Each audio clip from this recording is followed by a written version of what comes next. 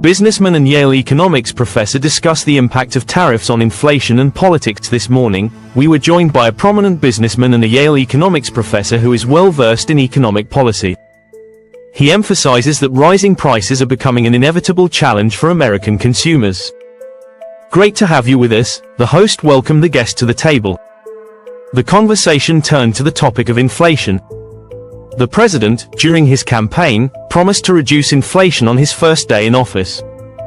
However, since his inauguration, prices have gradually risen, and they are expected to spike further if tariffs on foreign goods take effect.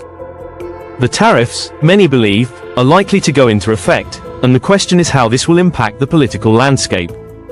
Look, the president ran on a promise to help Americans manage their cost of living, the guest stated. But since day one, he's fallen short of delivering on that. These tariffs, if implemented, will make life harder, especially for those already struggling. A 54% tariff on China, for example, will raise the cost of goods sold by discount retailers, many of which are sourced from China. This will hit low-income families the hardest, the very people who voted for Donald Trump and J.D. Vance, believing they would reduce costs.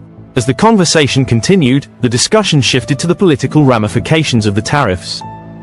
The guest pointed out that the tariffs could potentially ignite chaos in the global markets and undermine the very people they were intended to support. This is what happens when policymakers, like Donald Trump, J.D. Vance, and even Elon Musk, approach public policy carelessly. The topic also turned to the recent Wisconsin State Supreme Court race, where the Democrats won by a much larger margin than expected, sending a strong message across the political spectrum. This is a signal that when you organize everywhere, you can win anywhere, the guest commented, highlighting the success of the Democrats in multiple elections since Trump took office. In Wisconsin, the victory wasn't just about rejecting Elon Musk's influence. It was also a clear repudiation of Donald Trump, whose presence in the state was closely tied to Republican candidate Brad Schimmel.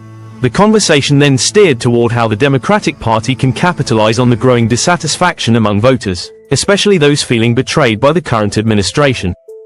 The guest emphasized the importance of messaging, suggesting that Democrats need to remind voters that the economic challenges they face are a direct result of the current administration's chaotic approach to trade policies.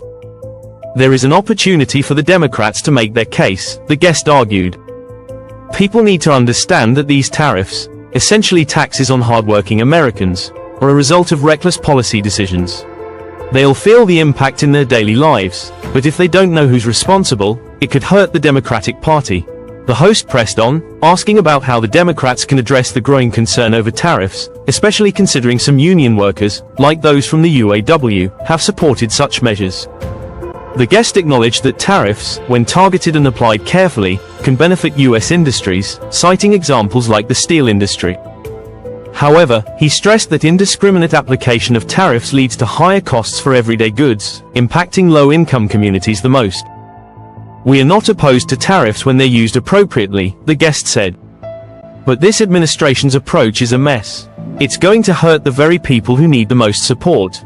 The conversation shifted again to the broader economic agenda for the Democratic Party.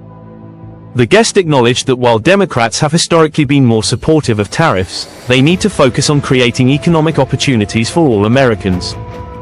Democrats believe in the American dream, but we recognize that there are systemic barriers preventing people from achieving it, he said. Our job is to remove those barriers so every family, regardless of background, has the opportunity to climb the economic ladder. He concluded with a strong call for a renewed focus on an economic agenda that serves the people. It's not enough to just be anti-Trump or anti-Musk, he asserted. We need a vision that addresses the needs of working families. When we focus on that, we'll regain the trust of the American people.